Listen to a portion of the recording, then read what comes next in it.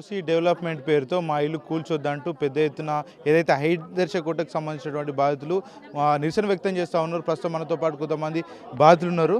చెప్పండి, ఎందుకు black mask కట్టుకొని నిరసన వ్యక్తం చేస్తూ ఉన్నారు?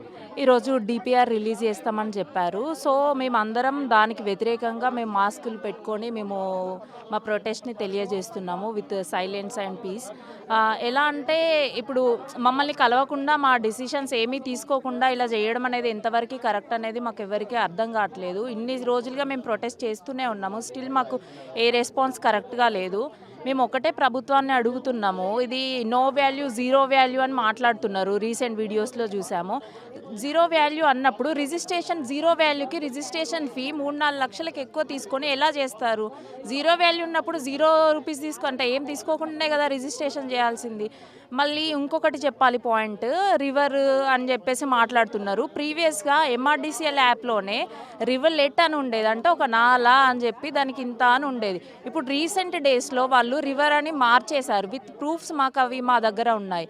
మేము ఏమని అడుగుతున్నామంటే, మీరు ఏం ప్రజలకు అన్యాయం చేయకుండా కరెక్ట్గానే ఉంది అని అనుకుంటే ఎందుకు అలా మీరు మార్చాల్సి వచ్చింది? అది నిజమే, మీరు కరెక్టే చేస్తున్నారని అనుకుంటే మీరు ఎందుకు ఆ పోర్టల్లో కూడా మీరు దాన్ని మార్చాలి అని అనుకున్నారు? ప్రీవియస్గా మేము నాగోల్ కూడా వెళ్ళి చూసి వచ్చాము. 5 మీటర్స్ స్ట్రెచ్ వితౌట్ డిమాలిషన్స్ చేశారు బీఆర్ఎస్ వాళ్ళు. సో ఇప్పుడు సేమ్ అదే ఫాలో అయ్యి ఎందుకు చేయట్లేదు? డెవలప్మెంట్ అంటే కూల్చివే చేస్తేనే డెవలప్మెంటా?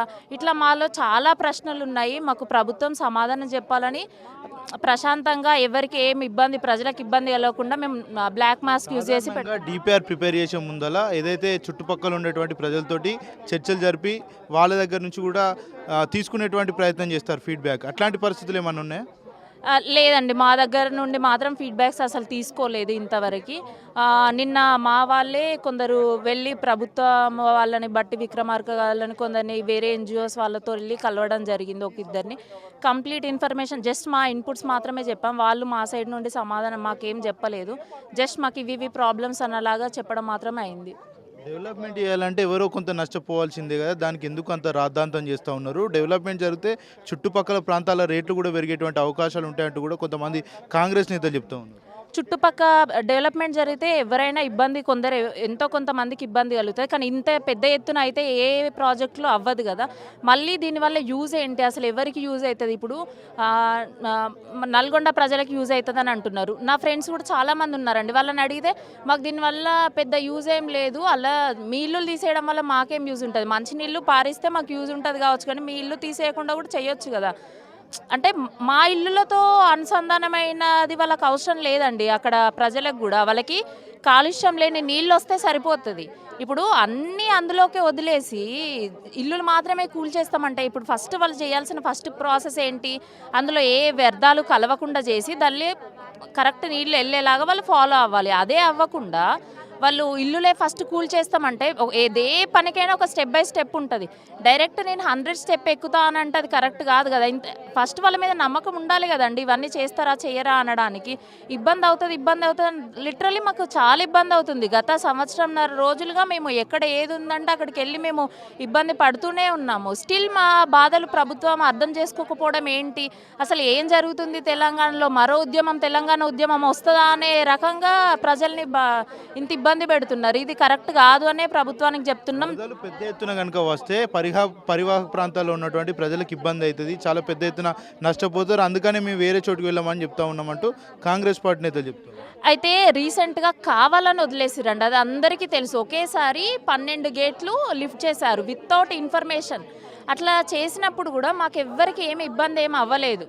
అప్పుడు కూడా మీడియా వాళ్ళు కూడా కవర్ చేశారు. చూడండి, మీరు ఎవరికి ఇబ్బంది కానప్పుడు మీరు ఎందుకు ఇలా అబద్ధాలు పుకార్లు సృష్టిస్తున్నారని చెప్పారు. మాకు అప్పుడు వితౌట్ ఇన్ఫర్మేషన్ మినిమం 4 గేట్లు ఎత్తితేనే మాకు ఇన్ఫర్మేషన్ వచ్చేది, అనౌన్స్ చేసేవాళ్ళు. అట్లాంటిది 12 గేట్లు మాకు ఇన్ఫర్మేషన్ లేకుండా వాళ్ళు ఎత్తడం జరిగింది. స్టిల్ మాకు ఎవరికి ఏమి ఇబ్బంది కాలేదు. అప్పుడు వాళ్ళు ఒకవేళ నిజంగా ఇబ్బంది జరిగితే పూడిక తీయాలండి, ప్రాసెస్ నార్మల్గా మినిమం కొంచెం లోతు తీయాలి. తీసిన తర్వాత కూడా వస్తున్నాయా? ఇంకేం ప్రత్యామ్నాయాలు? రిటైనింగ్ వాల్స్ కట్టాలి. ఆల్రెడీ ఉన్న కాలనీకి అయితే ఇంకా స్ట్రాంగ్గా కట్టాలి. ఇవన్నీ చేసినాక స్టిల్ లేదు, ఇంకా అంటే వాళ్ళు చేసేవన్నీ చేసిన తర్వాత కూడా ఇంకా అవ్వదు, ఏం చెయ్యలేము, ఆప్షన్ లేదు అన్నప్పుడు కదా ఆలోచించాలి. డైరెక్ట్ వాళ్ళు లాస్ట్ స్టెప్నే ఫస్ట్ స్టెప్గా కన్సిడర్ చేయడం అనేది కరెక్ట్ కాదు. అంటే చాలా మందికి సొంత ఇల్లు కళ ఉంటుంది. సొంత ఇల్లు కట్టుకున్నాక చుట్టుపక్కల వాళ్ళతో కూడా చాలా సత్సంబంధాలు ఉంటాయి, రిలేషన్షిప్స్ ఉంటాయి, ఇల్లంటే ఎమోషన్ కూడా ఉంటుంది కదా. ఒకేసారి ఉన్న పలంగా వేరే ప్రాంతాల్లోకి వెళ్ళిపోవాలంటే ఎట్లా ఫీల్ అవుతా ఉన్నారు అందరు? అది చాలా బాధగానే ఉందండి. ఎందుకంటే మోస్ట్లీ చాలామంది వాళ్ళు కపుల్స్ ఇద్దరు జాబ్ చేసి అరే మా ఫస్ట్ ఇల్లు అని కొనుక్కున్న వాళ్ళే చాలా ఎక్కువ మంది ఉన్నారు. లోన్స్ పెట్టుకుని అరే కొంచెం కొంచెం మనం కట్టుకుందాము అనేవాళ్ళు. ఇప్పుడు మా ఫస్ట్ ఇల్లు పోతుంది అంటే ఆ బాండ్ ఎవరైనా అట్లనే ఉంటుంది. కొత్తగా వచ్చి ఒక ఇల్లు సృష్టించుకున్న తర్వాత ఆ ఇల్లే ఉండదు. అందులోనే అన్నీ జరుగుతాయి. పిల్లలైనా వాళ్ళు పెద్దవడమైనా వాళ్ళ మెమోరీస్ అన్నీ ఆ ఇంట్లోనే ఉంటాయి. అట్లాంటప్పుడు ఆ ఇల్లు కోల్పోతున్నామంటే లిటరల్లీ నిద్ర కూడా సరిగ్గా పోయేలాగా లేదు. అందరం బయట కూర్చొని ఎలా అసలు ఏంటి ఇది పోతే మన పరిస్థితి ఏంటి అని బాధపడే రోజులు చాలా ఉన్నాయి గత సంవత్సరంన్నర. ఈవెన్ బతుకమ్మ ఫెస్టివల్ అప్పుడు కూడా అందరూ ఎంత సంతోషంగా ఉంటుంది. తెలంగాణలో బతుకమ్మ అంటే ద మెయిన్. అట్లాంటి పండగ రోజు పండగ జరుపుకోకుండా అందరం ఏడ్చిన రోజులు ఉన్నాయి. అంటే వీళ్ళు అనుకుంటున్నారు మనం చెప్పిన రోజు మాత్రమే వీళ్ళు బాధపడతారని, కానీ అలా కాదు. మేము ఏంటంటే ఒక పండగ కూడా మేము ప్రశాంతంగా జరుపుకోలేని పరిస్థితికి ప్రభుత్వం మమ్మల్ని దిగజార్చిందండి. హైదరాబాద్ ప్రజలు మూసీ డెవలప్మెంట్ను సమర్థిస్తూ ఉన్నారు, కానీ కొంతమంది ఏడుస్తూ పెయిడ్ బ్యాచ్ కూడా చాలా వరకు కుట్రలు చేస్తూ ఉన్నారు, దీన్ని అంతా కూడా వ్యతిరేకిస్తున్నారని చెప్తా ఉన్నారు. ఇది పెయిడ్ బ్యాచ్ అసలు ఆ వర్డ్ ఈ ఇష్యూ వచ్చిన తర్వాతనే వింటున్నాము మేము. ఎందుకు ఇప్పుడు ఎవరైనా కానీ ఇప్పుడు మాట్లాడే వాళ్ళు ఎవరు పెయిడ్ బ్యాచ్ అని అనుకున్నా కూడా వాళ్ళు ఏంటంటే ఫస్ట్ వచ్చి అసలు నిజంగా ఈ పర్సన్ ఉన్నారా లేరా, ఒక రోజు వస్తారు 2 రోజులు వస్తారండి పైసలు ఇస్తే. రోజు పిచ్చోళ్ళలాగా పనులు వదిలేసుకొని అయితే రాలేము కదా. మేబీ అదే పనులకు జనాలు ఉంటారో లేదో నాకు తెలియదు. బట్ ఒక ఉద్యోగం చేసే పర్సన్ కానీ ఇంకేదైనా చిన్న పిల్లల్ని వదిలేసుకొని కానీ ఎవరు రోడ్ల మీద తిరగాలని అనుకోరు. స్టిల్ వాళ్ళు అట్లా అనుకుంటే మీరు రండి. అందరికీ ఇప్పుడు ఈ కాలనీలో అయితే అందరికీ తెలుసు కదా. ఒకరు వచ్చి పలానా వీడియో చూపించి పలానా వాళ్ళు మీ దానిలో ఉన్నారని అడిగితే మాకు ప్రతి ఒక్కరి మొహం తెలుసు అండి. మేము ఎన్నో రోజులుగా కలిసి తిరుగుతున్నాము. ఒక కాలనీ కాదు అన్ని కాలనీలు.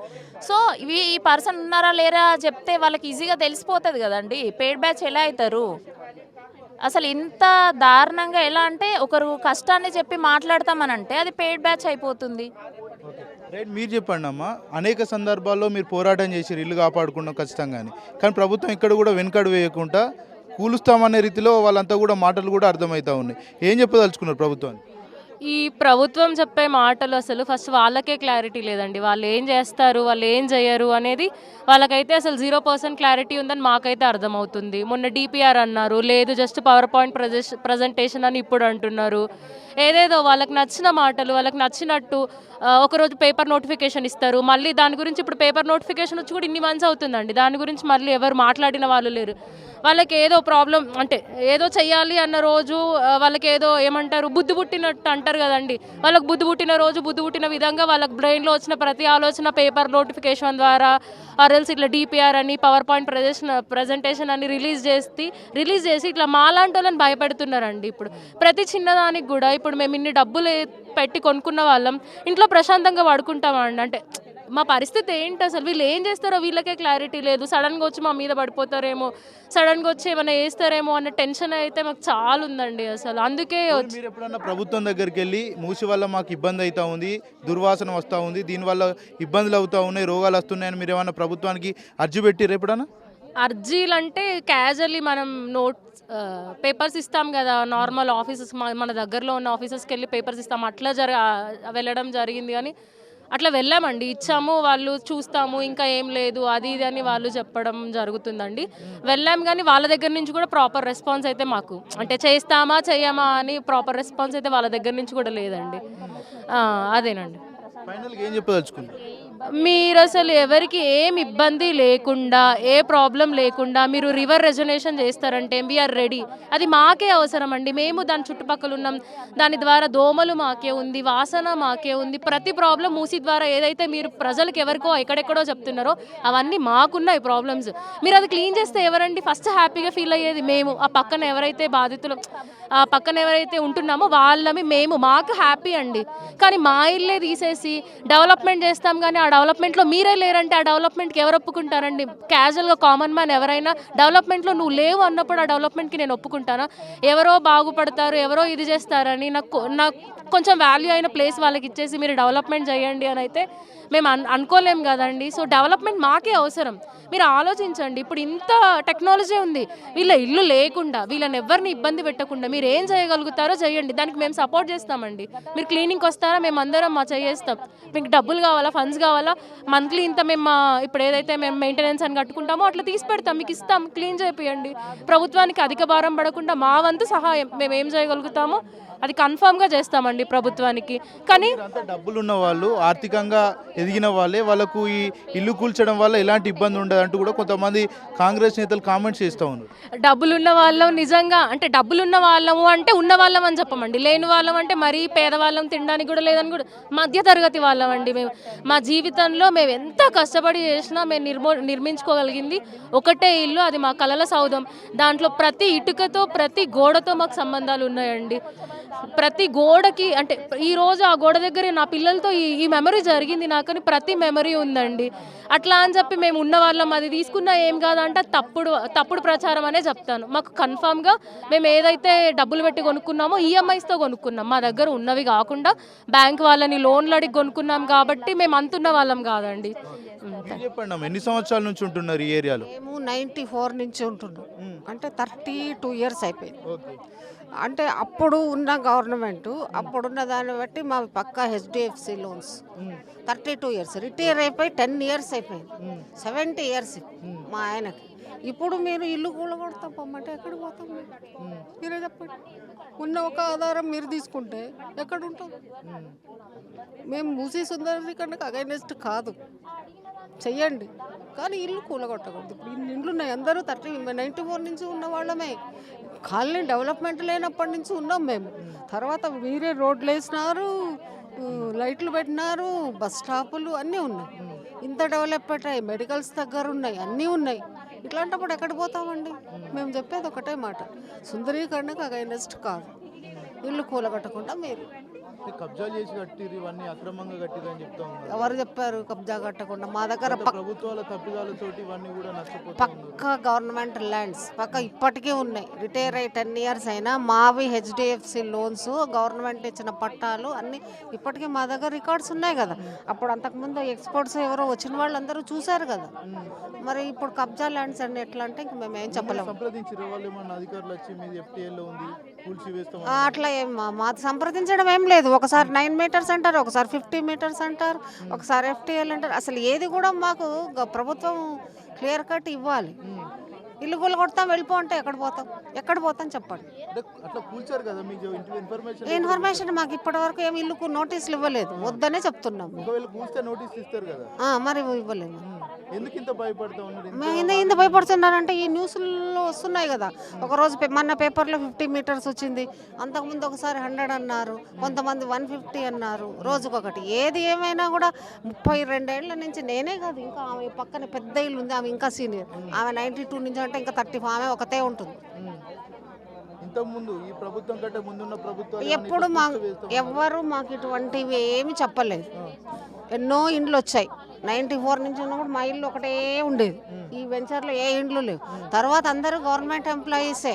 గవర్నమెంట్ ఎంప్లాయీస్ అంటే గవర్నమెంట్ చూసేస్తున్నారు. ఆర్బీఐ ఎంప్లాయీస్ ఉన్నారు, స్టేట్ గవర్నమెంట్ ఎంప్లాయీస్ ఉన్నారు, నబార్డ్ ఎంప్లాయీస్ ఉన్నారు, తర్వాత కెనరా బ్యాంక్ ఎంప్లాయీస్ ఉన్నారు. మా బిఏఎల్లో చేసి రిటైర్ అయ్యారు. మావి హెచ్డిఎఫ్సి లోన్.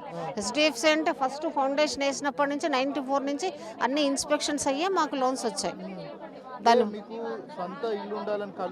కళ అదే కదా. మేము మధ్యతరగతి కుటుంబం వాళ్ళము, ఏదో లోన్లు పెట్టి అట్లా ఇట్లా మీద ఒకటి చేసుకుంటే ఇప్పుడు అది కూడా వయసు అయిపోయి 70 ఇయర్స్ అంటే ప్రశాంతంగా ఉండాల్సిన వయసులో మీరు టెన్షన్లు పెట్టి ఒక ఆధారం లేకుండా చేస్తామంటే ఇంకా మేము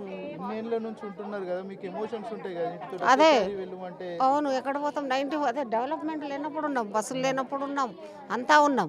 ఇప్పుడు మీరే బస్సులు, గవర్నమెంటే బస్సులు వేసింది బాగా. చిలుకూరు డెవలప్మెంట్ బాగున్నాయి బస్సులు. ఒకప్పుడు ఒకటే ఉండేది, 292 బస్సు, 280 రెండే. అది కూడా పొద్దున 7:30కి ఒకటి ఉండేది, తర్వాత 8 అంతే.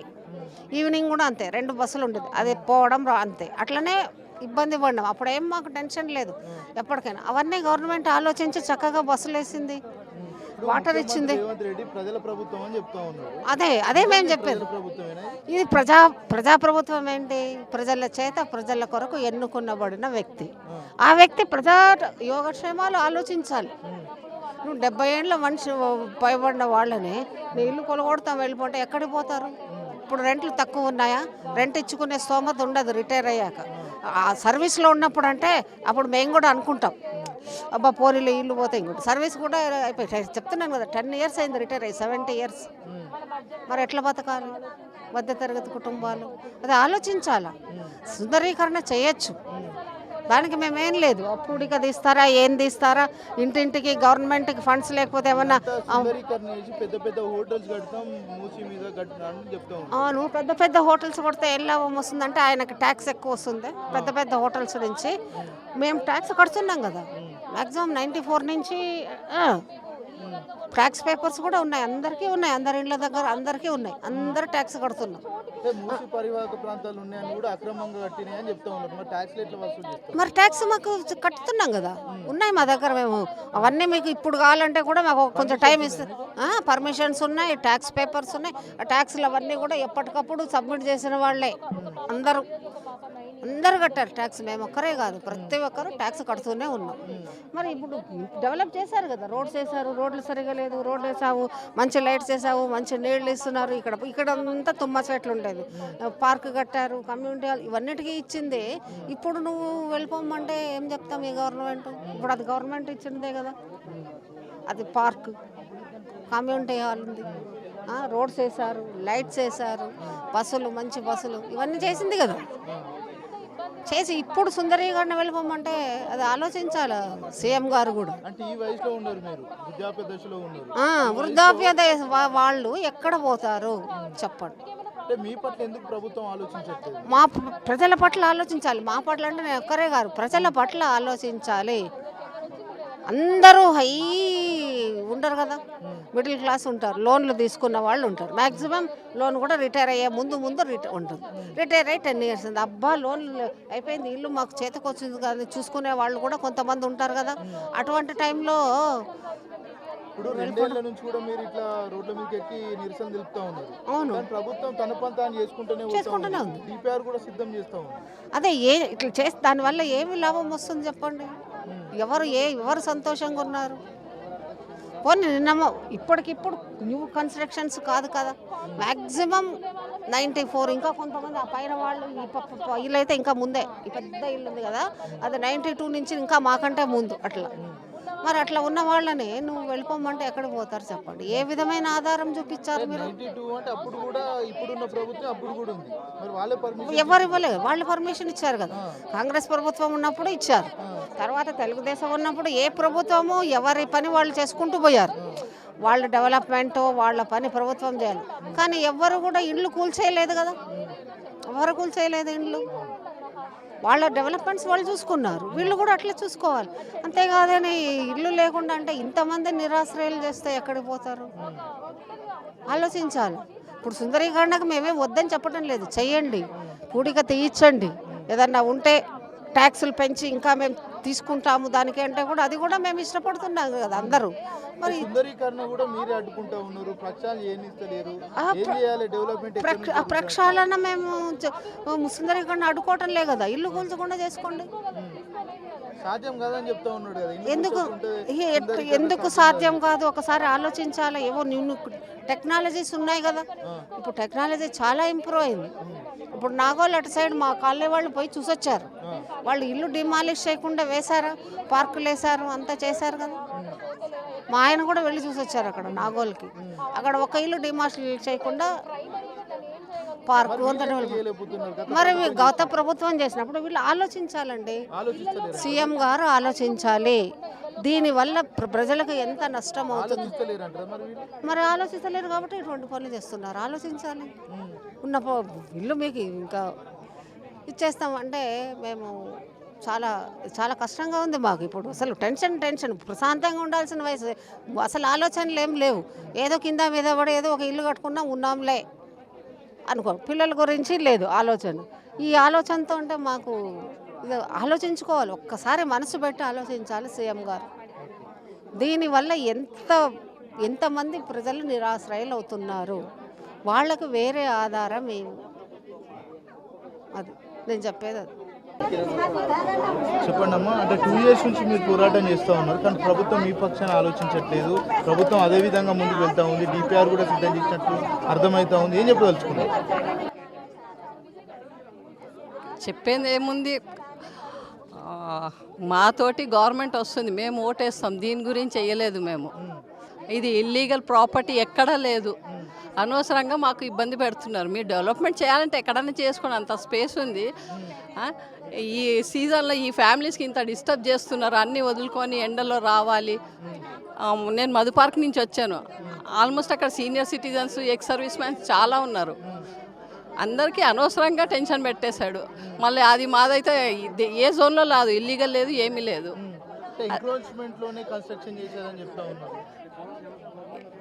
మేము కట్టినప్పుడు 9 meters ఉంది, అది బఫర్ జోన్. ఇప్పుడు పెంచారు వాళ్ళు, సడన్గా పెంచారు. మళ్ళీ అప్పుడు వాళ్ళు ఎందుకు ఇల్లీగల్ ఇచ్చేయలేదు? ఇల్లీగల్ అంటే మొత్తం సిటీయే ఇల్లీగల్ ఉంది. ఇప్పుడు పొలిటీషియన్స్ ఇల్లులు అన్నీ ఇల్లీగలే కదా, మళ్ళీ అవన్నీ తీయకుండా ఇది ఇల్లీగల్ ఏది లేదు. కాలనీస్ మీద ఎందుకు టార్గెట్ చేస్తున్నారు? ఓకే, మీరు డెవలప్మెంట్ చేస్తున్నారు, స్టార్ట్ చేయండి.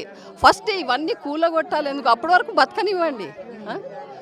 ఆయన పని జరగదు కానీ అనవసరంగా టెన్షన్ పెడుతున్నాడు. అది అంటే మధు రిచ్ పార్క్లో అందరు ఆర్థికంగా ఉన్న వాళ్ళే, వాళ్ళకి ఎలాంటి డిస్టర్బెన్స్ ఉండదు, వారు వేరే ప్రాంతాలకు వెళ్ళి కూడా కట్టుకుంటారని చెప్తాము.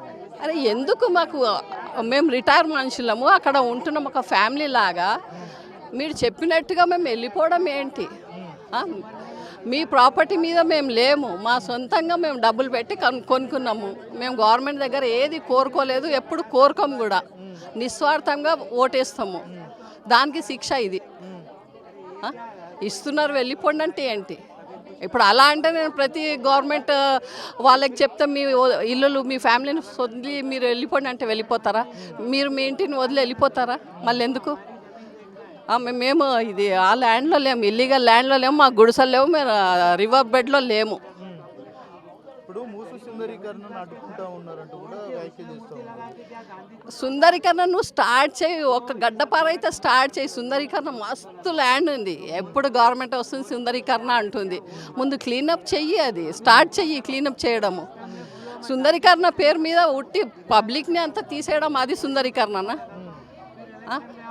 ఎంతమంది మినిస్టర్స్ ఇల్లులు ఇల్లీగల్ ఉన్నాయా, వాళ్ళని ముట్టారు, ఆమ్ పబ్లిక్ ఎందుకు పరేషాన్ చేస్తున్నారు? అంటే ఎలాంటి తారతమ్యాలు లేకుంటే ఎవరైనా ఇల్లీగల్ కన్స్ట్రక్షన్ చేస్తే వాళ్ళందరూ కూడా కూర్చోవేస్తామంటూ చెయ్యండి. ఇల్లీగల్ ఉంటే రివర్ బెడ్లో ఉన్న వాళ్ళకి, ఇల్లీగల్ ఉన్న వాళ్ళకి చెయ్యండి. ఇది ఎవరిది ఇల్లీగల్ లేదు. ఇక పోరాడే వాళ్ళు ఎవరు ఇల్లీగల్ కాదు. హైదరాబాదే మాకు దావోసు, అక్కడి నుంచి ఇక్కడ ఎవరు చూస్తారు? మేము దావోస్కి వెళ్ళాము, ఇదే మాకు దావోస్. మీరు స్టార్ట్ చేయండి, అది మస్తు స్పేస్ ఉంది, క్లీనప్ మీరు స్టార్ట్ చేయండి. ఆ పేరు మీద జస్ట్ ఇది కట్ చేయడం ఏంటి? డెవలప్మెంట్ చేస్తూ చుట్టుపక్కల కూడా పెద్ద పెద్ద హోటల్ పెడతా ఉంటాం, అందువల్ల కూడా ఇప్పుడు చుట్టుపక్కల రేట్లు కూడా పెరుగుతాయి. ఆ బఫర్ జోన్లో వీళ్ళు మళ్ళీ కడతా అంటున్నారు కదా, మమ్మల్ని తీసేసి మళ్ళీ కడతా. అప్పుడు బఫర్ జోన్ రాదా? అది అప్పుడు రాదా బఫర్ జోన్? ఏంటిది డ్యూయల్ పాలసీ గవర్నమెంట్ది? మమ్మల్ని తీసేసి ఇక్కడ కడతా అంటున్నారు. ఏం కడతా అంటున్నారు చెప్పండి? మీకు తెలుసు ఏం ఆలోచన చేస్తుంది అంటే, మమ్మల్ని తీసేసి మళ్ళీ కడుతుంది. ఏం కడుతుంది ఇక్కడ? ఒక్క ఫ్యామిలీ 2 ఫ్యామిలీస్ కాదు వెళ్ళిపోవడానికి, సమ్ లక్షల ఫ్యామిలీస్ ఉన్నాయి. అది అర్థం కావట్లేదు. ఏదో ఫ్యాన్సీ ఏదో ఒకటి తీయాలి, సడన్గా తీసేశారు. మళ్ళీ ట్యాక్సులు ఎందుకు తీసుకుంటున్నారు? ఇన్నేళ్ళ నుంచి ట్యాక్స్ అప్పుడు ఇల్లీగల్ లేదా? పర్మిషన్ మీదే ఇస్తారు, ట్యాక్సులు మీరే తీసుకుంటారు, సడన్ ఇల్లీగల్ అయిపోతుంది. సార్ మాది సాయిరామనగర్ కాలనీ. మేము 1985లో ఇది హుడా అప్రూవ్డ్ లేఅవుట్. ఇది అప్పుడు హుడా అప్రూవ్డ్ లేఅవుట్ అయినాక మేము తీసుకున్నాము. నేను తీసుకున్నది కూడా లోన్స్ తీసుకున్నాం. ఇదేంటంటే మేము సామాన్యమైన ఎంప్లాయీస్ లోన్ తీసుకున్నాము. లోన్ ఇంట్రెస్ట్తో సహా రీపే చేసాము. అక్కడికి ఒక రిలీఫ్ వచ్చింది. తర్వాత 10 సంవత్సరాల తర్వాత ఇల్లు కట్టుకున్నాం. 2004లో ఇల్లు కట్టుకున్నాం. అంటే అప్పుడు ప్రభుత్వాలు తప్పు చేసినాయి, అందుకని ఇప్పుడు మీకు కూల్చివేస్తాం అంటే ఇప్పుడు బలవుతా ఉన్నారు. సార్ ఇప్పుడు 1947లో స్వతంత్రం వచ్చినప్పటి నుంచి కూడా అనేకమైన గవర్నమెంట్లు వచ్చాయి. 1947 నుంచి కూడా కాంగ్రెస్ గవర్నమెంటే వచ్చింది, తెలుగుదేశం గవర్నమెంట్ వచ్చేదాకా. అప్పుడు కూడా డెవలప్మెంట్ చేశారు కదా. అంటే ఆ కాంగ్రెస్ గవర్నమెంట్ పరిపాలకులు కూడా తప్పు, తర్వాత వచ్చిన వాళ్ళే తప్ప. మరి ఇప్పుడు అలా చేసినప్పుడు రాబోయే గవర్నమెంట్ వస్తుంది, రాబోయే గవర్నమెంట్ వచ్చినప్పుడు మీ గవర్నమెంట్ చేసినప్పుడు కూడా తప్పులే ఉంటాయి కదా, అవి కూడా తప్పులే అనిపిస్తాయి కదా. అంటే ఇప్పుడు ఇచ్చినటువంటివి కూడా అలా తీసేస్తూ ఉంటారా? అలా వేసి చెరిపేస్తుంటే ఇక్కడ నగరానికి డెవలప్మెంట్ ఏముంటుంది? కాబట్టి ఏంటంటే ఏది కూడా ఇల్లీగల్ కాదు, అన్నీ కూడా లీగల్ పర్మిషన్స్ ఇచ్చారు. రోడ్లు ఇన్ఫ్రాస్ట్రక్చర్ రోడ్లు వేశారు, వాటర్ వేశారు, సివరేజ్ ఫెసిలిటీస్ ఇచ్చారు. కాకపోతే ఏంటంటే సివరేజ్ ఫెసిలిటీస్ రివర్లోకి ఇచ్చారు. ఇక్కడే కాదు, గండిపేట నుంచే కాదు, ఎక్కడి నుంచి వచ్చినా కూడా మొత్తం ట్విన్ సిటీస్లో ఉన్నటువంటి అన్ని సివరేజెస్ కూడా మూసీ నదిలోకే వచ్చాయి. ఇక్కడ నుంచి గండిపేట నుంచి గౌరెల్లి దాకా ఎక్కడ అన్ని చోట్ల అదే ఉంది. కాకపోతే గవర్నమెంట్ ఇంతకాలం నుంచి చెయ్యింది ఏంటంటే ఈ సివరేజ్ని ఎలా ట్రీట్ చేయాలి, ఈ water fresh water sewerage water కలవకుండా నదిని ఎలా డెవలప్ చేయాలనేది లేదు. ఇప్పుడు ఇంకా చూస్తే నది అనే దానికి 2 గట్లు ఉంటాయి. ఎప్పుడైనా వరదలు వచ్చినప్పుడు ఊళ్ళలోకి రాకుండా గట్లు ఉంటాయి, గట్లు ఉండేదాన్ని నది అంటారు. ఇప్పుడు ఈ మూసీ నది అంతా కూడా గ్రౌండ్ లెవెలే ఉంది, మధ్యలో అంతా బండలు ఉన్నాయి, చెట్లు ఉన్నాయి, తుప్పలు ఉన్నాయి. ఇప్పుడు నిజంగా కూడా నీళ్ళు వదిలితే ఆ తుప్పలు రాళ్ళు గడ్డి వాటితో స్పీడ్ తగ్గి సరిగా వెళ్ళటలేదు. మీరు ఏం చేస్తారంటే ఒకేసారి నీళ్ళని అట్టబెట్టి ఒకేసారి వదులుతున్నారు. అది డ్యామ్ కూడా సేఫ్టీ కాదు. డ్యామ్ కొట్టుకుపోయింది అనుకోండి, డ్యామ్ కొట్టుకుపోతే రేపు అసలు డ్రింకింగ్ వాటర్ కూడా ఉండదు. కాబట్టి ఏంటంటే వాటర్ ఎంత రీటైన్ అవుతుంది అనే దానికి చూడడానికి డ్యామ్ సేఫ్టీని కూడా బలిపెట్టేసి ఒక్కసారి నీళ్లు వదిలి జనం ఇళ్లలోకి వచ్చాయి కాబట్టి ఇది బఫర్ జోను, ఇది ఫుల్ ట్యాంక్ జోన్ అంటే లేదు, అది తప్పు. ఎప్పుడైతే ఆ రివర్ ఎప్పుడు ఫామ్ చేశారో అప్పుడు ఎంత ఉందో ఫీచర్స్ ఎలా ఉన్నాయో ఆ ఫీచర్స్తోనే ముందుకెళ్ళాలి. ఇప్పుడు ఈ లేఅవుట్లన్నీ వేసినప్పుడు 9 మీటర్సే బఫర్ జోన్, దాంతోనే పర్మిషన్స్ ఇచ్చారు. ఇప్పుడు 9 మీటర్స్తోనే కంటిన్యూ అవ్వాలి. ఇప్పుడు ఇచ్చిన పర్మిషన్స్ అన్నిటికీ కూడా ఏ లేఅవుట్లకి కూడా. ఇప్పుడు రాబోయే లేఅవుట్లకి 50 మీటర్స్ పెడతారా, బఫర్ జోన్ ఎంత పెడతారో పెట్టుకొని రాబోయే లేఅవుట్స్కి పర్మిషన్స్కి అప్లై చేయాలి తప్ప పాత వాటికి వచ్చేసి ఇప్పుడు అప్లై చేస్తామంటే అది ఇల్లీగల్ అండి. ఎలాగా కూడా కోర్టులు కూడా దాన్ని అంగీకరించకపోవచ్చు. దానికి ఏంటంటే లీగల్గా లేదు. అదేంటంటే మేము అడ్మినిస్ట్రేషన్గా తీసేసుకున్నాం, పొలిటికల్గా డెసిషన్ తీసేసుకున్నాం అంటే పొలిటీషియన్స్ ప్రజలకు అనుకూలంగా ఉండాలి. తప్పండి, అది తప్పండి. ఎందుకు తప్పంటే ఆ నదికి ఒకే వెడల్పులో లేదు, నది వెడల్పులో చాలా తేడాలు ఉన్నాయి. అందులో లోతు లేని గదిలో ఏదో డ్రైనేజ్ కాలువలాగా ఒక చిన్న కాలువలాగా ఉంది. దాన్ని సరైనటువంటి లోతు చేసి మధ్యలో ఉండేటువంటి అబ్స్ట్రక్షన్స్ అన్నీ తీసేసి సరైనటువంటి కాలువలా చేసి 2 పక్కల రీటైనింగ్ వాల్స్ వేయచ్చు. ఈ నదికి ఇంతంత వెడల్పుగా ఉండాల్సిన అవసరం లేదు. కాబట్టి డెవలప్మెంట్ చేయొచ్చు, మురికి నీరుని శుద్ధి చేయొచ్చు, మంచినీటిని కూడా ఇందులో పారించవచ్చు. అందులో ఏ విధమైనటువంటి ఇది లేదు. ఉన్నటువంటి ఇళ్లను తీసేసి రోడ్లు వేసి చేయాల్సిన అవసరం ఏం లేదు. ఉన్న నదిని యాజ్ ఇట్ ఈజ్గా డెవలప్ చేయొచ్చు. కాకపోతే ఏంటంటే నదిని లోతు చేయండి. ఇంజనీరింగ్ అధికారులు ఉన్నారు, ఇంజనీరింగ్ టెక్నిక్స్ ఉన్నాయి, వాళ్ళ యొక్క ఎక్స్పర్టీస్ చేసుకోవచ్చు. ఏమీ లేదండి, ఏం చేయలేదు.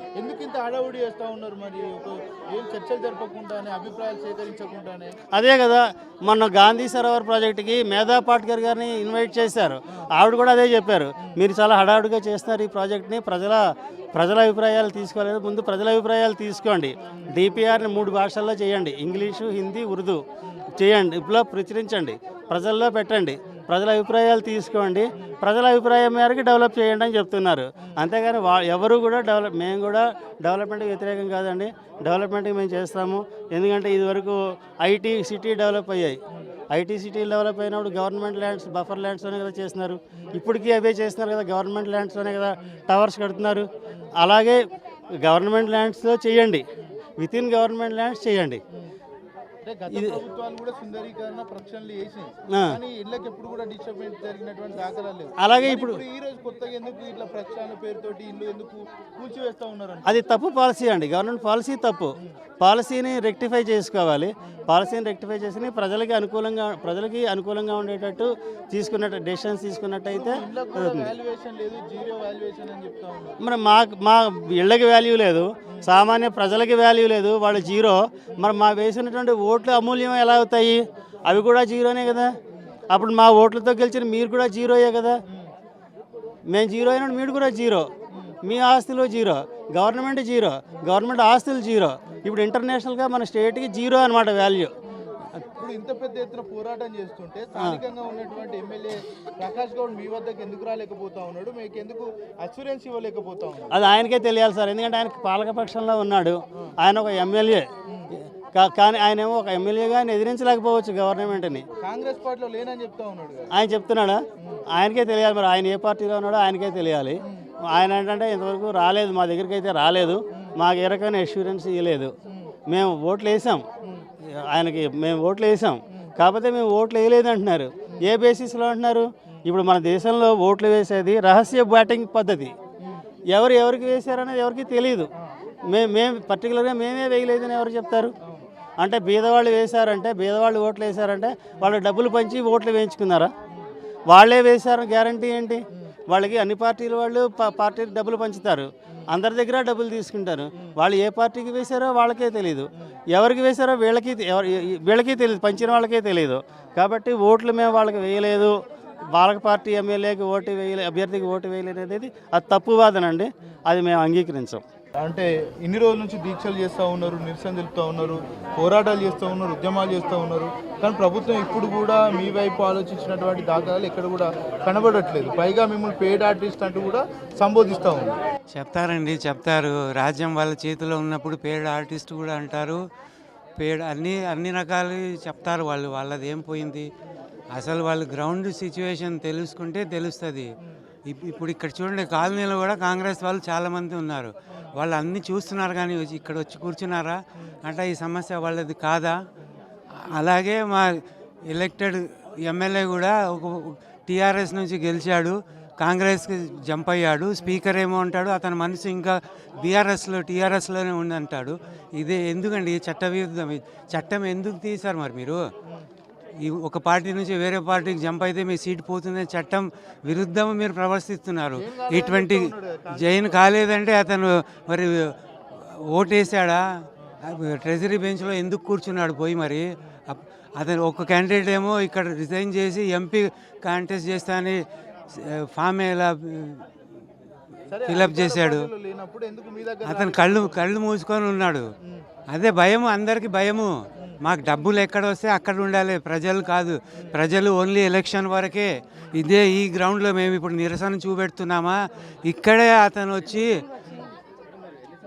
అది వేసుకున్నాడు. అందరు కాలనీ వాళ్ళని అందరిని పిలిచి మరీ పింక్ అది వేపించుకున్నాడు. వీడియోలు చూసుకోండి మీరు. ఇంతమంది అంతమంది అని. అతను అక్కడ అసెంబ్లీకి పోగానే కాంగ్రెస్ తరఫున మాట్లాడతారు. ఫస్ట్ రిజైన్ చేసి మళ్ళీ ఎలక్షన్లో కాంటెస్ట్ చేయాలి. అది చట్టం ఉంది కదా. ఆ చట్టాన్ని ఒప్పుకొని గవర్నమెంట్తో మేము ఏమని అనుకుంటాము?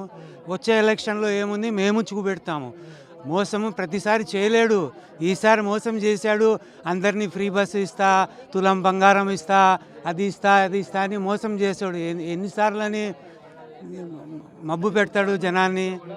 ఈసారి ఎలక్షన్లో చెప్పండి, అన్ని విగ్రహాలు పెడతా, మొత్తం హైదరాబాద్ నాశనం చేసి విగ్రహాలు పెట్టిస్తా అని ఎలక్షన్లో కాంటెస్ట్ చేయమని చెప్పండి. అప్పుడు తెలుస్తుంది. డబ్బులు లేవు, పథకాలు ఇడిచిపెట్టండి. రిటైర్ అయిన వాళ్ళకి డబ్బులు ఇవ్వడానికి డబ్బులు లేవు, పెన్షన్ డబ్బులు ఆపుతాడు, అన్నిటికీ ఆపుతాడు. వర్క్ కంప్లీట్ అయిన బిల్డింగ్ పనులు ఆపుతాడు. ఒక్క బిల్డింగ్ కొత్తది మొదలుపెట్టాడా? కేసీఆర్ ఉన్నప్పుడు ఏదో పాత గవర్నమెంట్ కంప్లీట్ చేసిందని రిబ్బన్ కట్ చేస్తాడు. మన మలక్పేటలో నది నుంచి తీసేసిన వాళ్ళకి ఆల్రెడీ పాత గవర్నమెంట్ కట్టిన ఇళ్ళకి పంపించాడు. కానీ కాంగ్రెస్లో ఇప్పుడు ఏమైనా ఉందా? అసలు పైసా ఉందా? ఒక నయా పైసా ఫండ్ ఉందా? ఆ బిల్డింగ్ కట్టిన కాంట్రాక్టర్లే మన కాలనీలో కిరాయికు ఉండేవాడు. ఆ బిల్డింగ్ కట్టే మనిషి రాత్రికి రాత్రి సర్దుకొని పారిపోయాడు కిరాయి కట్టలేక. మీకు కావాలంటే అడ్రస్ ఇస్తా, పోయి కనుక్కోండి.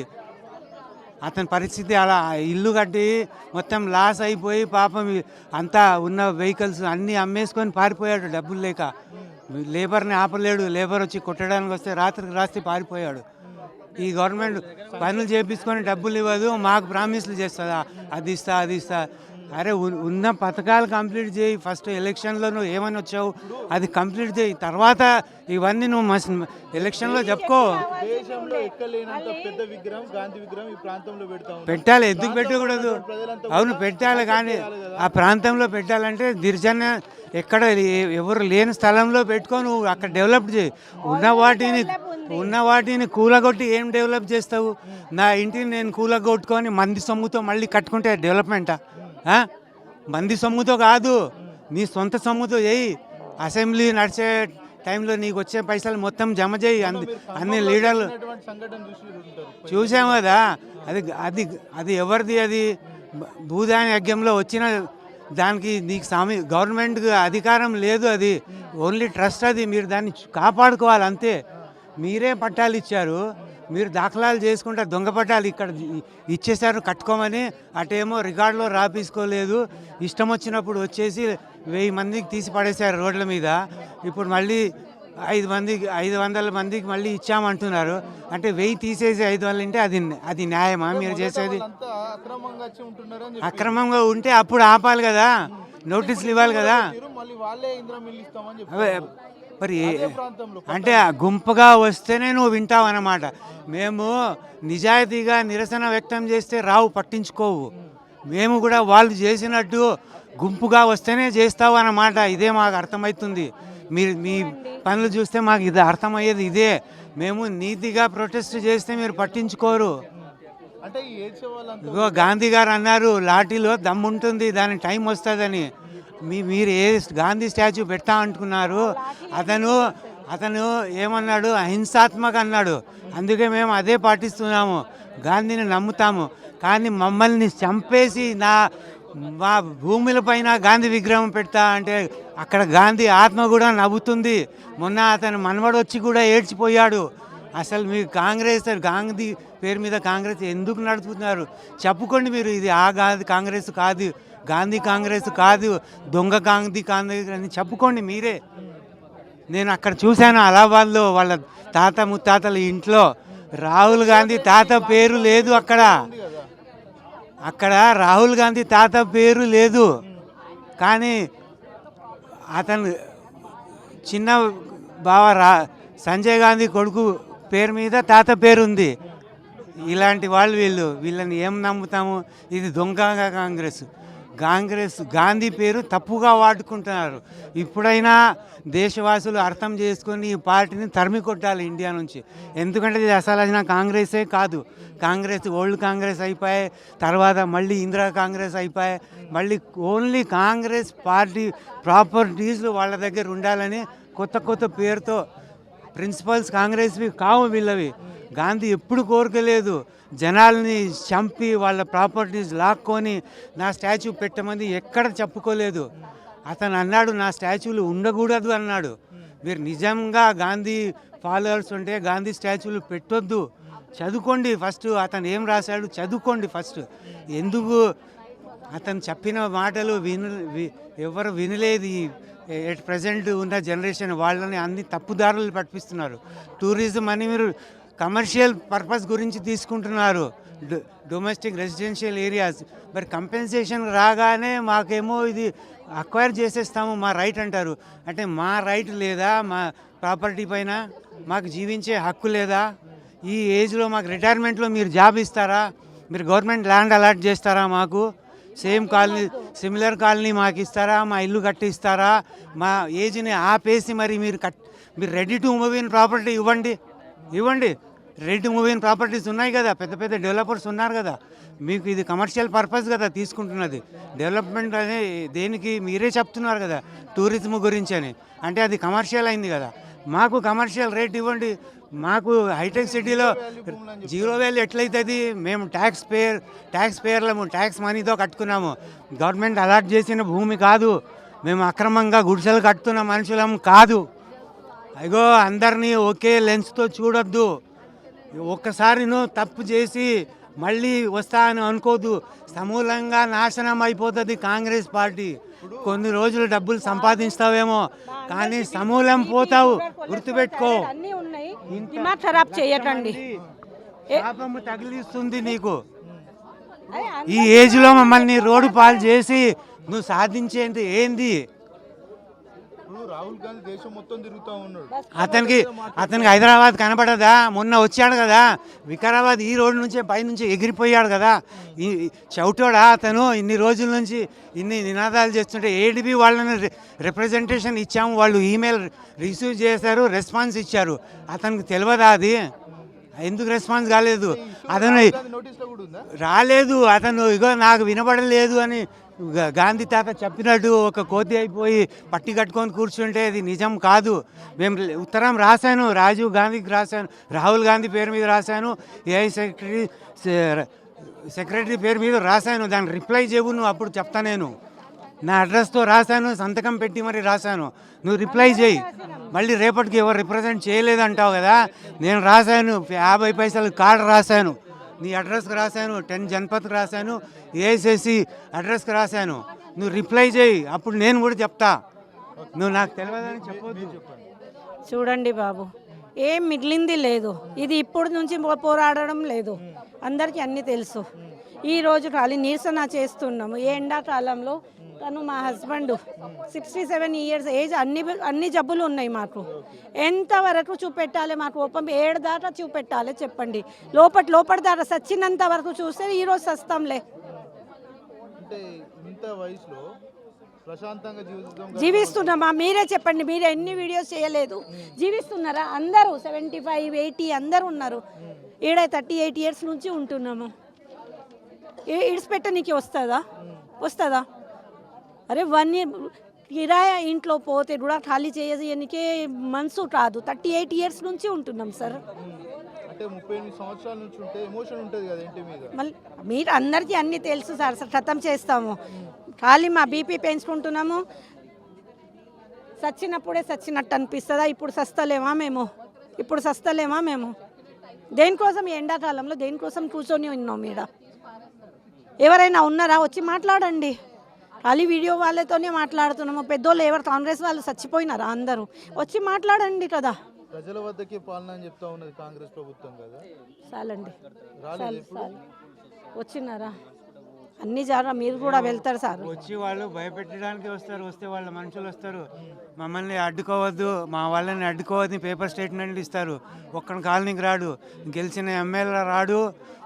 మొన్న టర్మ్ అయిపోయిన కార్పొరేటర్ ఎప్పుడు వచ్చి అతను క్వశ్చన్ చేస్తే మళ్ళీ ఈ రోజు వరకు రిప్లై లేదు, కాలనీకి రాడు. వచ్చినా ఎప్పుడో వచ్చి ఎవరితోనో కలిసి వెళ్ళిపోతాడు, పారిపోతాడు. ఇప్పుడు కాలనీలో టెంట్ వేసినాము, అతను మా రిప్రజెంటేటివ్ అంటే ఎందుకు రాలేదు ఇక్కడ? మరి వీళ్ళు అంతా డబ్బులు పంచుకుంటున్నారు. ఇదంతా ల్యాండ్ అమ్మేసుకొని ఏదో పెద్ద నాటకాలు పెడుతున్నారు. వాళ్ళకు ల్యాండ్ కావాలంటే మస్తు ల్యాండ్లు ఉన్నాయి, ఫ్రీగా ఇస్తున్నారు కదా కంపెనీలకి, అక్కడ పోయి చేసుకోండి. మూసీకి సంబంధించినటువంటి అంశంలో చాలా పెద్ద ఎత్తున చాలా కాలంగా ఉద్యమం చేస్తూ ఉన్నారు. మా ఇండ్లు కూల్చకుండా డెవలప్మెంట్ చేయండి, అభివృద్ధి చేయండి, అదేవిధంగా సుందరీకరణ చేయండి, ప్రక్షాళన చేయండి, కానీ మా ఇండ్లను డిస్టర్బ్ చేయకండి, మేము చాలా సఫర్ అవుతూ ఉన్నామని చాలా సందర్భాల్లో మరి మూసీ పరివాహక ప్రాంతంలో ఉన్నటువంటి ప్రజలు ప్రభుత్వానికి అర్జీ పెట్టిర్రు. చాలా సందర్భాల్లో నిరసన తెలిపిర్రు, పోరాటం చేసిర్రు, ఉద్యమం చేసిర్రు. కానీ ప్రభుత్వం ఏమాత్రం కూడా ఆలోచించకుండా మరి ఈ పరిగణలో భాగంగా ముందుకు వెళ్తూనే ఉంది. చాలా కాలంగా వీళ్ళు పోరాడుతూనే ఉన్నారు, కానీ వీళ్ళ సమస్యలు ఎక్కడ కూడా ప్రభుత్వం పట్టించుకోవట్లేదు. ఇక్కడ ఒక బాబు అయితే మరి ఏదైతే ప్రభుత్వానికి కావచ్చు, ఇటు కాంగ్రెస్ పార్టీకి కావచ్చు ఉత్తరాలు రాస్తూ ఉన్నాడు. మా సమస్యను పట్టించుకోండి, మా ఇళ్లను కూల్చకండి కూడా మరి కాంగ్రెస్ పార్టీకి సంబంధించినటువంటి అగ్రనేత కేసీ వేణుగోపాల్ కూడా ఇక్కడ లెటర్లు రాస్తున్నటువంటి పరిస్థితి కూడా చూడవచ్చు. మనతో పాటు ఆ బాబు అందుబాటులో ఉన్నాడు, మాట్లాడించే ప్రయత్నం చేద్దాం. చెప్పండి బాబు, అసలు పేరేం పేరు? మీ పేరు? నా పేరు వచ్చి సావంత్. ఏం రాస్తున్నావు లెటర్స్? ఎందుకు రాస్తా ఉన్నావు? ఎవరు రాస్తా ఉన్నావు? నేను వచ్చి మూసికి వచ్చి ఒక్కొక్క బాధితుల బాధలు రాస్తున్నాం లెటర్స్. కేసీ వేణుగోపాల్కి, రేవంత్ రెడ్డికి, ఇంకా రాహుల్ గాంధీకి, ఇంకా కాంగ్రెస్ హౌస్కి రాస్తున్నాను. ఏమని రాస్తున్నావు దాంట్లో లెటర్లో? ఒక్కొక్క ప్రజలు పడే బాధలు ఇంకా కష్టాలు ఏమేమవుతున్నాయి, ఎందుకు కూల్చొద్దు అది కాకుండా ఇంకెట్లా చేయొచ్చు అని ఒక్కొక్కరు బాధితుల కష్టాల గురించి రాస్తున్నారు. ఏ బాధితులు ఏం కష్టాలు పడుతూ ఉన్నారు, ఎందుకు కష్టాలు పడుతూ ఉన్నారు, ఎవరితో కష్టాలు పడుతూ ఉన్నారు? రేవంత్ రెడ్డి వల్ల కష్టపెడుతూ మెంటలీ ఇల్లు పోతుందని బాధలు సంతోషాలు లేకుండా పడుతున్న కష్టాలు అవన్నీ రాస్తున్నారు. అంటే ఇది ఎగ్జామ్స్ టైమ్స్ కదా, అందరూ ఎగ్జామ్స్లో ఇన్వాల్వ్ అయ్యి చదువుకుంటూ ఉంటారు. కానీ మీరు ఏంది ఇట్లా లెటర్ రాసుకుంటా, ఇట్లా టెంట్ల కింద నిరసన తెలుసుకుంటా ఎందుకుంటా ఉన్నారు? బాధలుగా రాస్తున్న ఎగ్జామ్స్ కూడా కొంచెం అట్లిట్టు అవుతున్నాయి దీనివల్ల. ఇంకా కష్టం ఇంట్లో మొత్తం అట్లా హార్డ్షిప్స్ అవుతూ ఉన్నాయి. ఇంకా ఈరోజు నాకు పీఠం కూడా ఉంది, అది ఎందుకులే అని చెప్పి ఇక్కడ నేను ఇప్పుడు మీటింగ్ జరుగుతుంది. అంటే పేరెంట్స్ టీచర్స్ మీటింగ్ అంటే మీరంతా కూడా మీ పేరెంట్స్తో పాటు స్కూళ్ళలో ఉండాలి. కానీ ఇక్కడ టెంట్ల కిందట బ్లాక్ మాస్క్ కట్టుకుని నిరసన తెలుపుతూ ఉన్నారు. ఇంత పేరెంట్స్ ఎందుకు ఇంత సఫర్ అవుతూ ఉన్నారు? ప్రభుత్వం ఏమైనా నోటీసులు ఏమైనా పంపించిందా? ఇంకా పంపిలే కానీ పంపిస్తా అంటుంది. సో చాలా కష్టం అవుతా ఉంది ఇంట్లో. వాళ్ళ డాడీ వాళ్ళు చూసే బాధ కన్నా సో ఇక్కడ ఉన్నా ఇప్పుడు. ఎక్కడ ఎన్నేళ్ళ నుంచి ఉంటున్నావు ఈ ప్రాంతం? ఇక్కడ నుంచి 6 ఏళ్ళ నుంచి ఉన్నా. 6 ఏళ్ళ ప్రాంతంలో ఎప్పుడన్నా ఇలాంటి సందర్భం ఏమన్నా నువ్వు చూసావా? రాలే. ఇప్పుడు ఒక్కటే వచ్చి ఇట్లా చేస్తుంది. మొన్న చూస్తే కాల్చుకొని గేట్లు ఎత్తేసి మొత్తం ఫ్లడ్ అయిపోయింది ఇక్కడ. ఎలా కొడదామని అట్లా. అంటే మీ పేరెంట్స్ చాలా సందర్భాల్లో ప్రభుత్వానికి అర్జీ పెట్టుకున్నారు మా ఇండ్లు కూల్చకండి అని. ఎప్పుడు కూడా ప్రభుత్వం రిప్లై చేయలేదు, దీని గురించి కూడా మాట్లాడలేదు. ఇప్పుడు మీరు కొత్తగా లెటర్ రాస్తే ఏమన్నా పాసిబిలిటీ అవకాశాలు ఉంటాయా? ఉన్నాయి. చూసి కొంచెమైనా కష్టాలు అర్థం చేసుకునేకి. అంటే రేవంత్ రెడ్డి ఒక్కరే చేస్తున్నారు అనుకుంటున్నారా? దీని వెనకాల కాంగ్రెస్ పార్టీ కూడా వస్తాం ఉంది. కాంగ్రెస్ పార్టీ కష్టం ఉంది. అవన్నీ చాలా లంచాలు అవన్నీ ఇచ్చుకుంటా చేస్తా. ఏం చెప్పదలుచుకున్నావు ప్రభుత్వానికి ఫైనల్గా? మా ఇల్లు కూల్చండి, కూల్చకుండా సుందరీకరణ చేయండి అని కోరుకుంటున్నాను. కూడా హైదర్ షా కోట్ దగ్గర మూసి పక్కన ఉండే విలేజ్ కాలనీస్ నుంచి వచ్చామండి. ఇక్కడ మొత్తం ఒక 20 కాలనీస్ ఎఫెక్ట్ అయి ఉన్నాయి. ఇప్పుడు ఇక్కడ ఉన్న కాలనీస్ అన్నీ కూడా హెచ్ఎండి అప్రూవ్డ్ లేఅవుట్స్లో ఇళ్ళు కట్టుకొని ఉన్నోళ్ళు. ఇంకోటి ఏంటంటే హెచ్ఎండి అప్రూవల్స్ తోటి అపార్ట్మెంట్స్ కూడా కట్టుకొని ఉన్నోళ్ళు. అంటే హెచ్ఎండి అప్రూవ్డ్ అంటే ఏంటంటే గవర్నమెంట్ సర్టిఫైడ్ ప్రాపర్టీస్. ఇప్పుడు వీళ్ళందరూ ఇప్పుడు గవర్నమెంట్ మామూలుగా ఇక్కడ ఉండే వాళ్ళందరూ కూడా ఎక్కువ మంది government employees plus IT employees ఉన్నారు. ఇప్పుడు వాళ్ళందరికీ ఏంటంటే మనకు ఏదైనా ప్రాపర్టీ ఎవరే కానీ కొనుక్కోవాలి అంటే దానికి హెచ్ఎండి అప్రూవల్ ఉందా అనేది చూసుకొని కొనుక్కోమని గవర్నమెంటే చెప్తుంది. సో ఇక్కడ ఉండే ఎంప్లాయీస్ అందరూ కూడా హెచ్ఎండి అప్రూవల్ చూసి మరీ కొనుక్కున్నారు. కొనుక్కున్న తర్వాత ఇప్పుడు ఇక్కడ నుంచి ఇక్కడ ఏంటంటే 20 ఏళ్ళ నుంచి ఉంటున్నారు వాళ్ళు ఇప్పుడు గవర్నమెంట్ వచ్చి ఇది మీరు బఫర్ జోన్లో ఉన్నారంటే ఇది తల మీద పిడుగు పడ్డట్టుంది. సో ఇది వ్యవస్థ లోపం అండి. గవర్నమెంట్ ఇది who is responsible for this? గవర్నమెంటే అప్రూవల్ ఇచ్చి మళ్ళీ గవర్నమెంట్లో మీరు బఫర్ జోన్లో ఉండడం అంటే ఎవరిది అంటే హూ ఈజ్ అట్ ఫాల్ట్? ఇప్పుడు ఇదేమో ఇక్కడేమో మూసా అనే వాగు ఇది అంటే యాజ్ పర్ గవర్నమెంట్ రికార్డ్సే ఇది మూసా వాగుకి బఫర్ జోన్ ఈజ్ 9 మీటర్స్.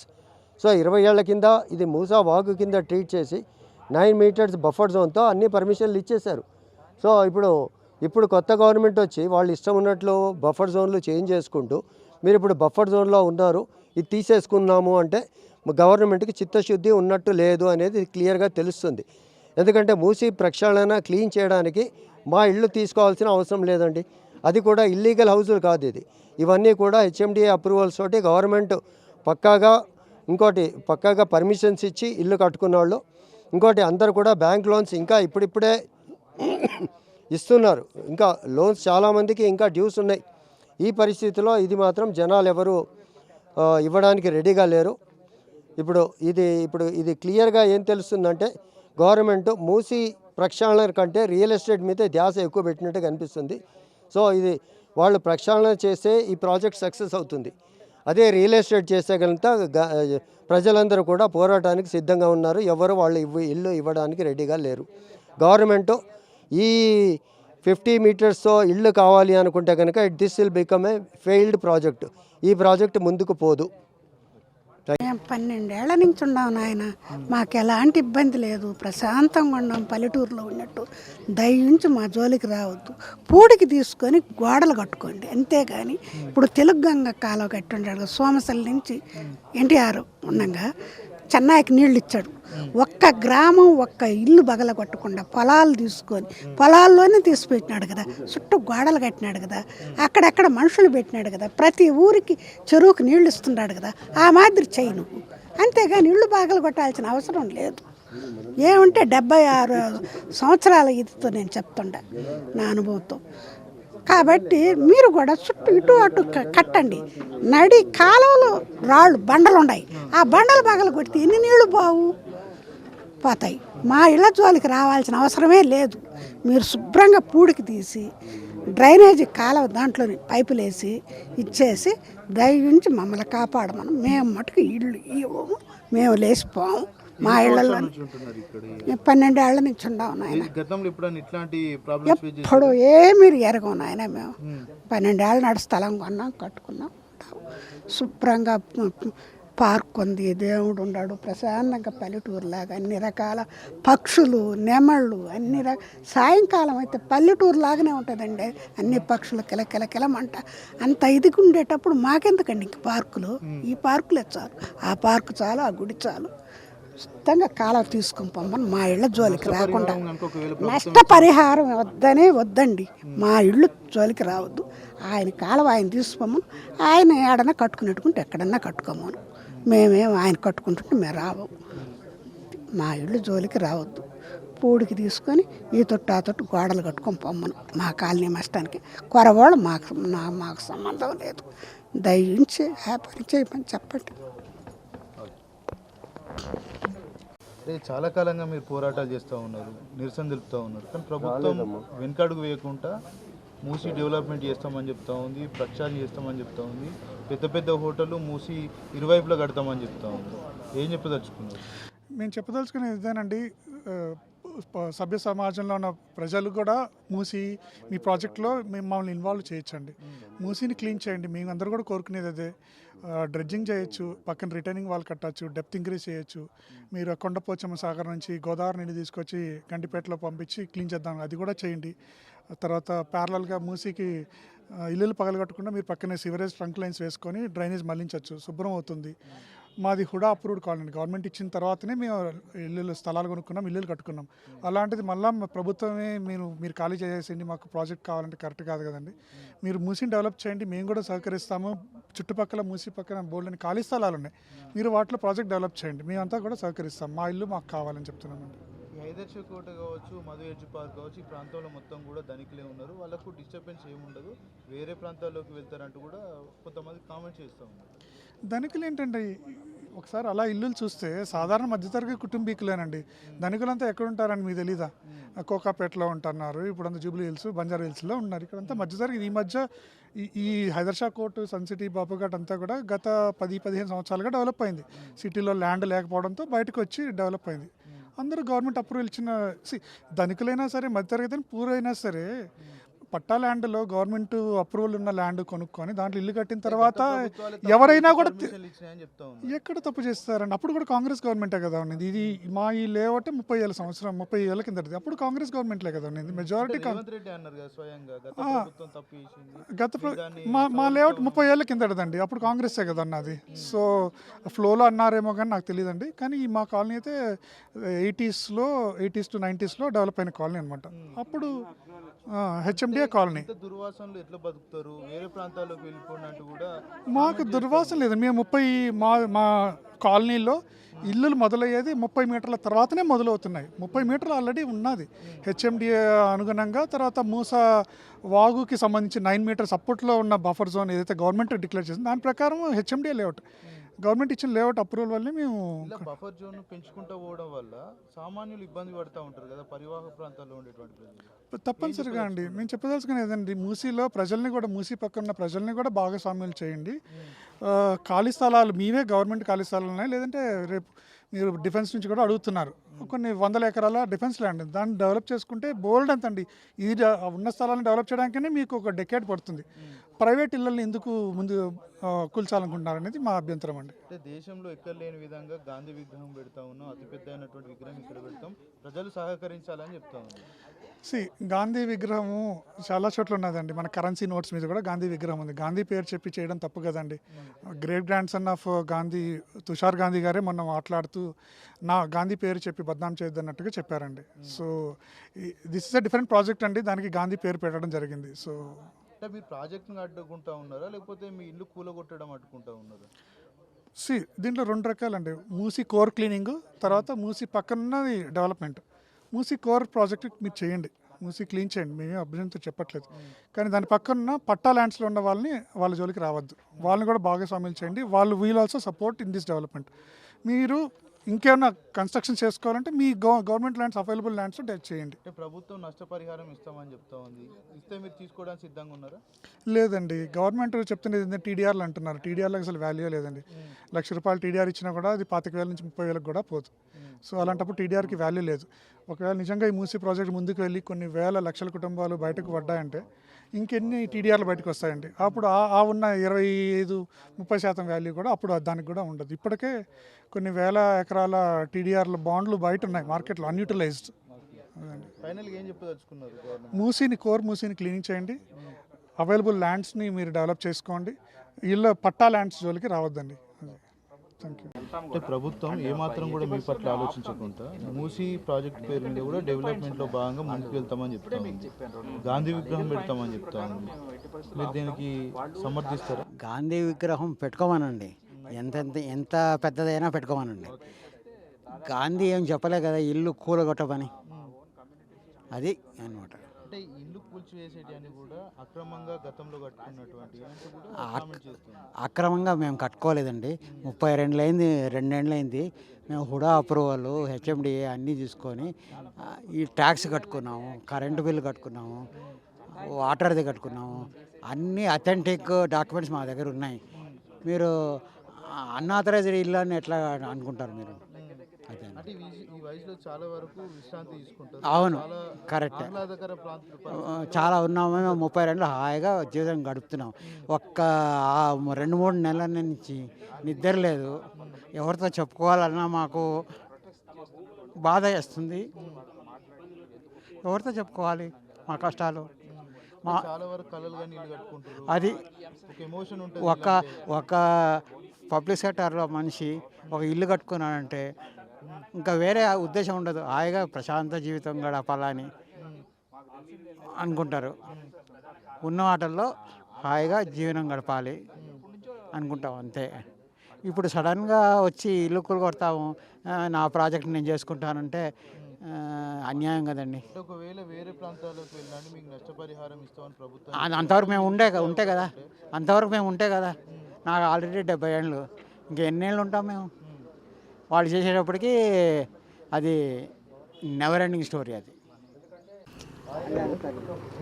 అంటే ప్రభుత్వం మూసీ ప్రాజెక్టు చేస్తానంటూ ఎట్టి పరిస్థితుల్లో ఆపేటువంటి అవకాశాలు ఉన్నాయంటూ చెప్తా ఉంది. ఇక్కడ ఉన్నటువంటి బాధితులు ఎవరైతున్నారో నష్టపరిహారం తీసుకొని వేరే ప్రాంతాల్లోకి వెళ్ళిపోతారా, లేకపోతే ఎట్లా చూస్తారు? అసలు నష్టపరిహారం తీసుకోవాల్సిన అవసరం ఏముందండి? ఇప్పుడు యాక్చువల్గా నేను ఒక సైంటిస్ట్ని, శాస్త్రవేత్తని.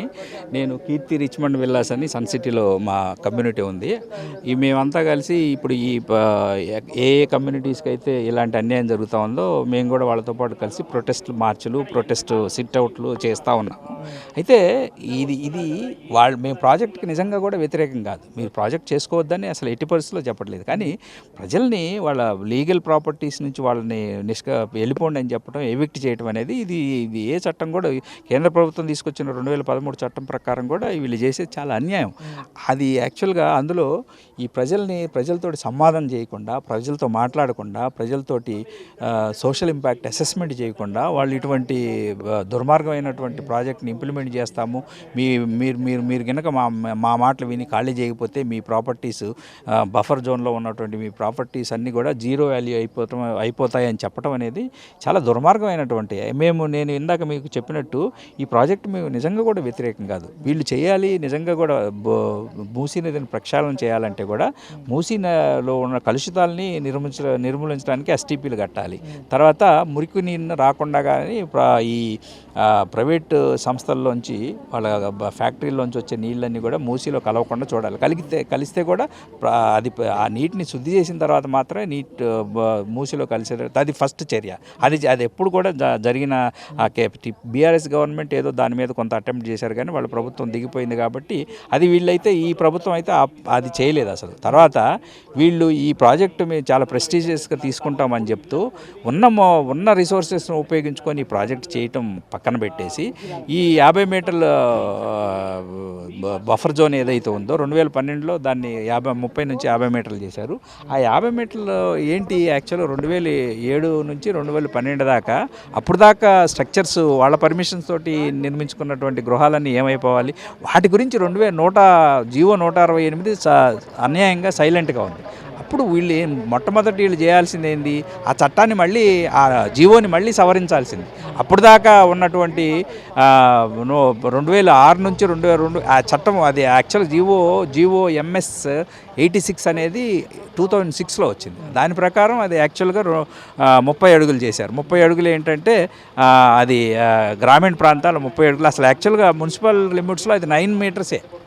పోనీ ఇదంతా కూడా పట్టణీకరణ కింద వస్తే కూడా రంగారెడ్డి జిల్లా వస్తే కూడా 30 మీటర్లు అంటే కూడా 30 మీటర్లు తీసుకొని, సరే 30 మీటర్ల ప్రకారం పర్మిషన్ ఇచ్చి ఇల్లు కట్టుకున్న వాళ్ళందరికీ విషయం కూడా 2012లో వచ్చినటువంటి జీవోలో సైలెంట్గా ఉండకుండా వాళ్ళని ఏం చేస్తారనేది మాట్లాడాల్సి ఉంది. వాళ్ళని ముట్టుకోమనో లేకపోతే ముట్టుకుంటే వాళ్ళకి కంపెన్సేషన్ ఇస్తామనో వాళ్ళని ఆ అంశం గురించి కూడా మెన్షన్ జరిగి ఉండాల్సింది ఈ 2012లో వచ్చినటువంటి జీవో 168లో.